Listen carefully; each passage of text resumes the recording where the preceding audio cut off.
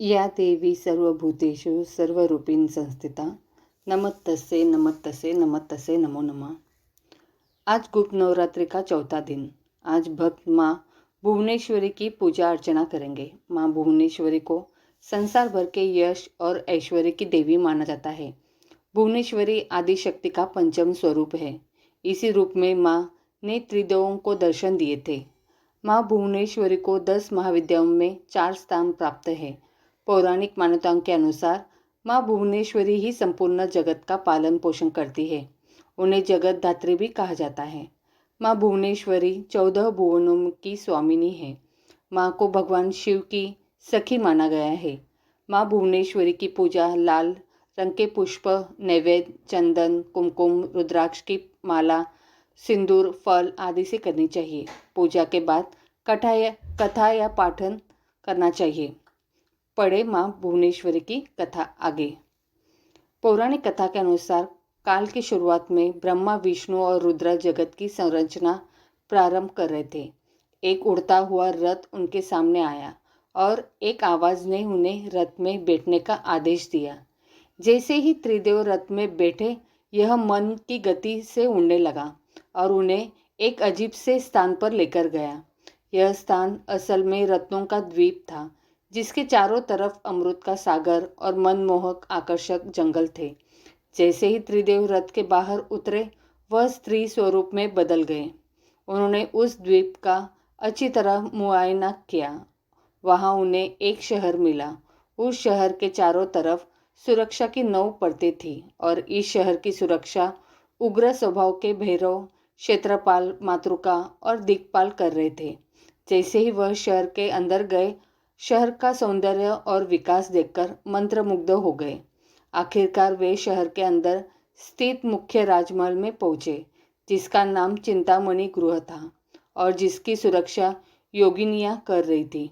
यह शहर श्रीपुर था, देवी भुवनेश्वरी की राजधानी, जो मणिद्वीप की रानी थी। जैसे ही त्रिदेव महल के अंदर घुसे, उन्हें देवी भुवनेश्वरी के दर्शन हुए। उनकी छटा लाल रंग की थी। उनकी 3 आंखें, 4 हाथ थे तथा उन्होंने लाल रंग के आभूषण पहने थे।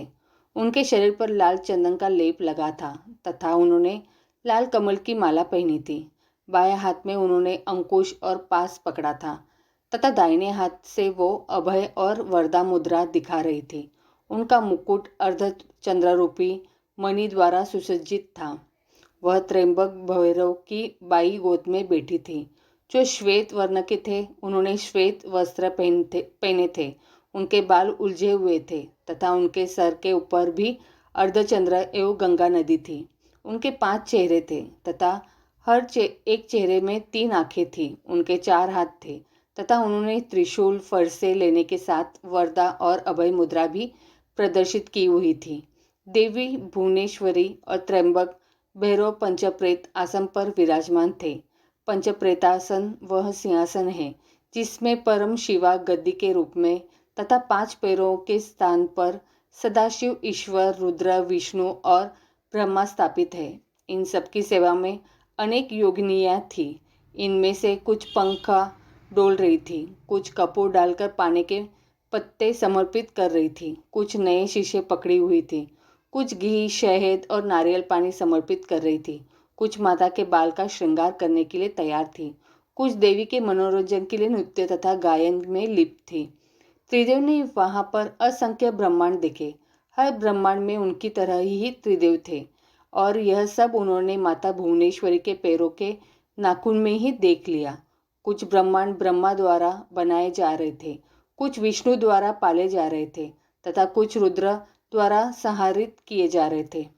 त्र्यंबक की इच्छा शक्ति द्वारा उत्पन्न भुवनेश्वरी ने त्र्यंबक के 3 स्वरूप बनाए, ब्रह्मा, विष्णु और रुद्र। इस तरह त्रिदेव त्र्यंबक के ही 3 रूप है।